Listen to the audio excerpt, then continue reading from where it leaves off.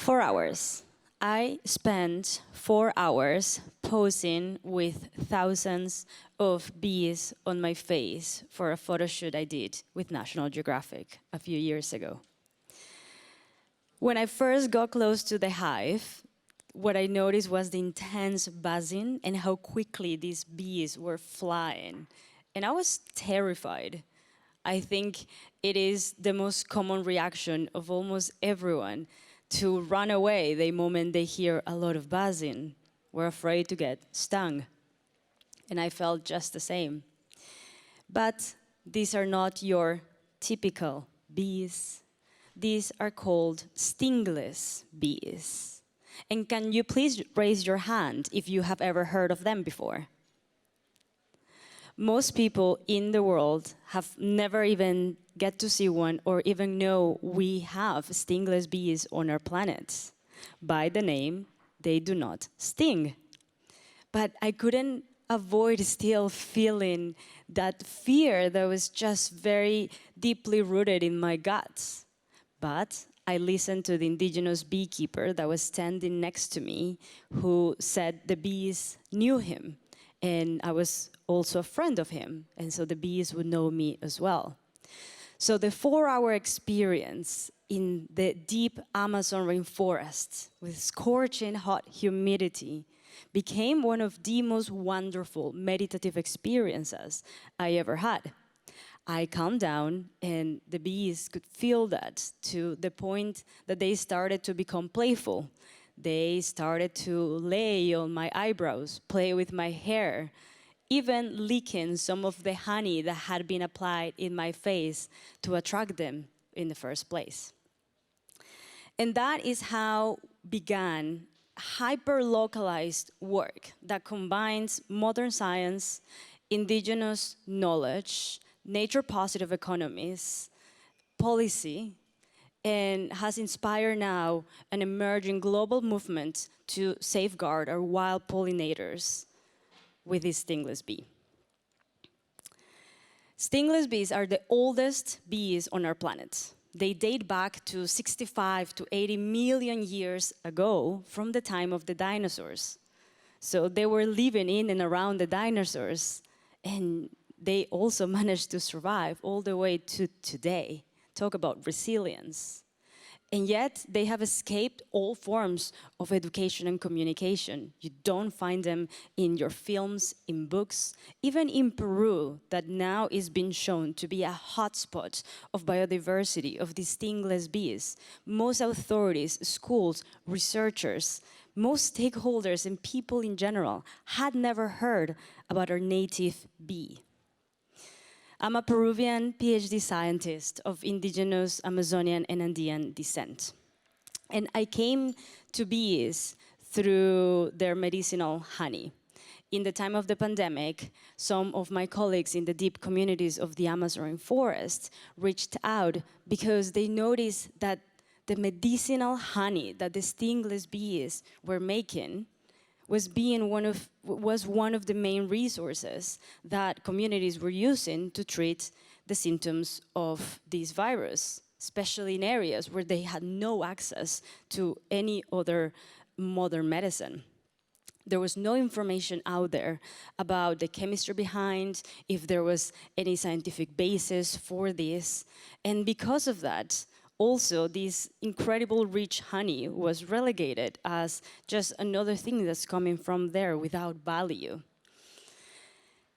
That is how we became the first group through my organization to conduct a chemical analysis on this stingless bee honey, and with modern science, show what traditional knowledge from indigenous Kukam and Ashaninka people knew for a very long time, that this rich honey contained hundreds of medicinal molecules. And with that, we have been able to increase the value of this medicinal honey by 500%, which started a whole wave of indigenous positive economies throughout the Amazon.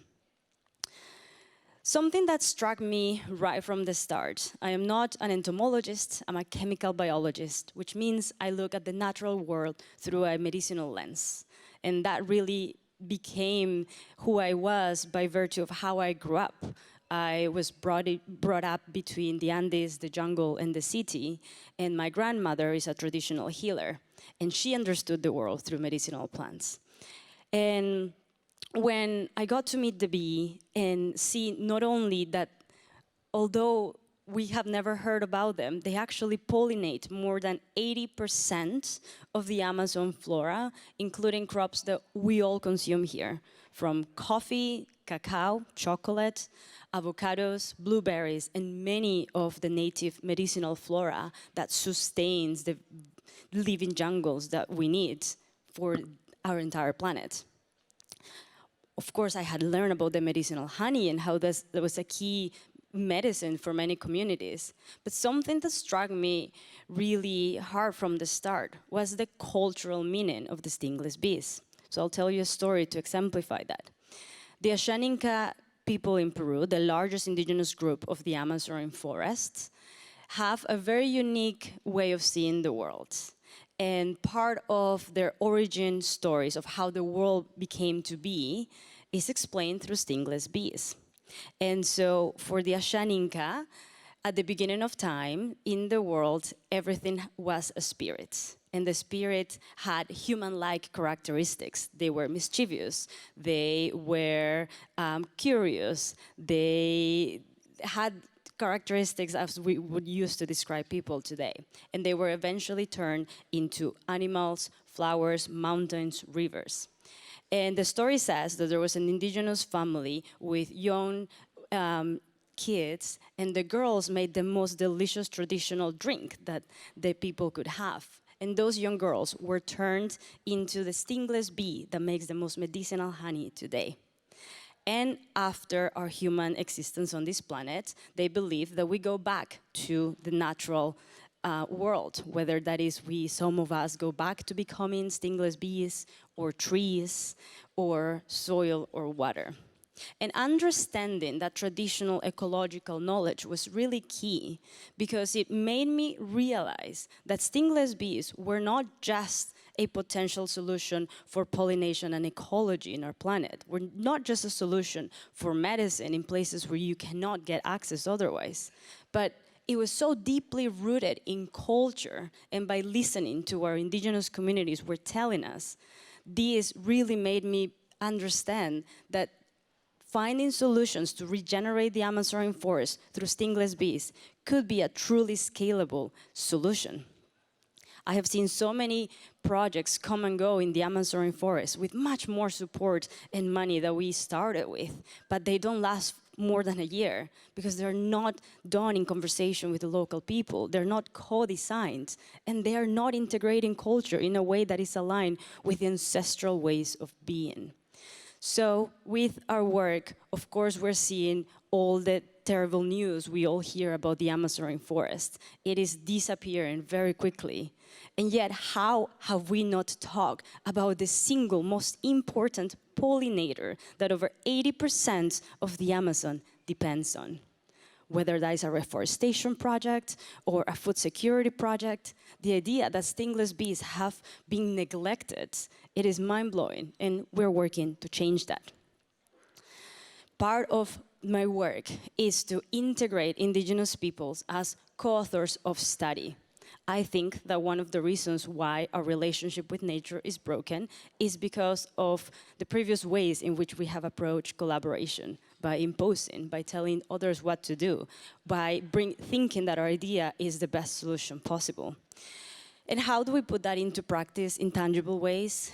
In our case, we're doing it through science. And historically, it's been common for scientific groups to come to remote parts of the jungle, search for collaborators that maybe if they get lucky, they will be included in an acknowledgement.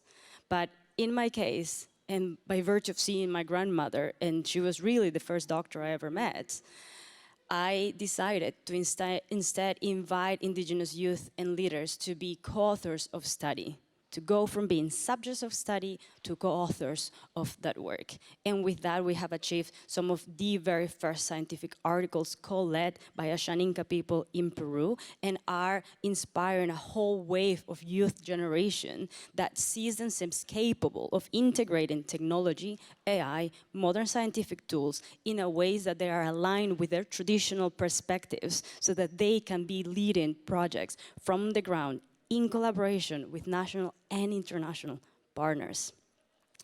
Part of this work as well was noticing that stingless bees are really welcomed by families, the same way that you may have a pet. I have a small dog at home, I live in England, or may have a cat. Some people in the Amazon forest raise stingless bees as their pets. I have seen one family keeping 7 hives inside their house. And there are many stories behind that, but part of that showed that indigenous women were happy to have their kids around these stingless bees because they're not afraid that the kid could have an allergic reaction, which means they could grow their honey and the pollen and sell those as products without leaving their home, without feeling that they're going against some of their cultural values and practices. So with that, we launched a capacity building program over the last 2 years called Las Meliponicultoras, which is the first program in Peru that is focused to welcome indigenous female leaders and community members to become stingless beekeeper, integrating the sustainable tools to maximize the profit they could be making, but also in a way that brings the rainforest back. Because something I haven't mentioned yet is that the honey bee, the bee that you are all used to and the honey you consume in a daily basis, can travel 1 or 2 kilometers. So if they don't have flowers and food right next to them, they will be fine, they will survive. The stingless bee, in some cases, they can only travel 10 to 20 to maybe 100 meters. So if they don't have a thriving rainforest and flora right in its surroundings, it won't make it. They will die or they will leave. And so what stingless beekeeping is doing in the Amazon is bringing the rainforest back. You have to protect at least 20,000 square meters of rainforest around. You have to be planting the flora there to ensure that the bees keep on giving this beautiful honey. So we're seeing it as a solution to be able to save our jungles. And recently our work has inspired the first world legal recognition of rights of an insect, in this case, the stingless bee, that now can be defended in courts by this combination of science and indigenous wisdom.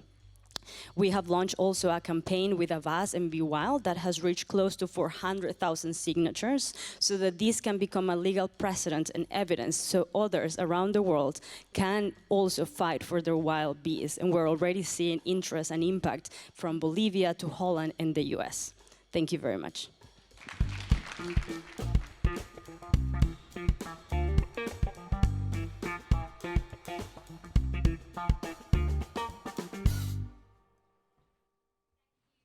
And that now concludes the nature track, and thank you to our die-hard nature lovers who stayed throughout the whole of lunch because the program had overrun this morning. It was, as a witness to these past 6 speakers, it's been beautiful to hear the reoccurring themes of the power of unlocking our radical imagination, not just for fantasy, although that's great too, but so that we can reorient ourselves towards the huge plethora of possibilities that stand before us, and then start to carve our lives of purpose and meaning and connection as we work towards those together as citizens. Thank you all so much for listening, and yeah, this was Christabel and Ruby who've been hosting this, and we're very grateful for your time. Thank you.